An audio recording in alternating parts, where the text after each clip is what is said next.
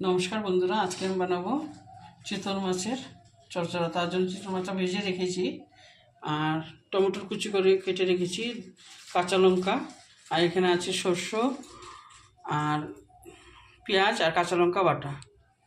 তেলটা গরম বসিয়ে দিয়েছি।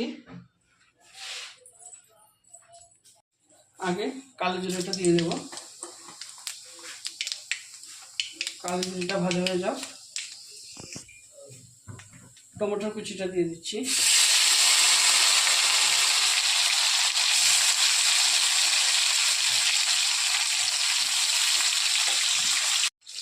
একটু চিনি দিয়ে দেবো, কালারটা ভালো আসবে। টমেটোটাকে ভালো মতো কষিয়ে নেব। টমেটোটা কষানো হয়ে গেছে, এখন একটু জল দিয়ে দিচ্ছি।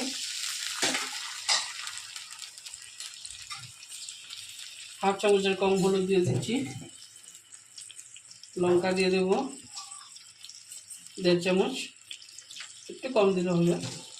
আর নুনটা পরিমাণ মতন দিয়ে দেবো। আর কাঁচা লঙ্কাটা এর সঙ্গে দিয়ে একটু কষিয়ে নেব। কষিয়ে নিয়েছি, এখন সরষেটা দিয়ে দেবো। দিয়ে ভালো মতো আগে কষিয়ে নেব। কষিয়ে নিয়েছি, এখন মাছটা দিয়ে দেবো।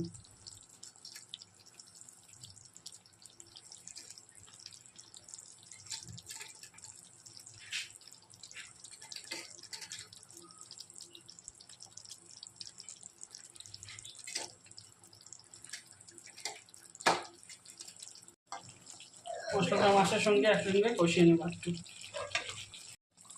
কষানো হয়ে গেছে, এখন জল পরিমাণ মতন দিয়ে দেবো, যার যতটুকু ঝোল লাগবে। ভালো মতো ফুটিয়ে নেব। এই দেখুন বন্ধুরা, আমার তরকারিটা হয়ে গেছে। এখন গ্যাসটা অফ করে দিচ্ছি। ভালো লাগে অবশ্যই বাড়িতে একবার ট্রাই করবেন, লাইক করবেন, শেয়ার করবেন, সাবস্ক্রাইব করবেন। Thank you.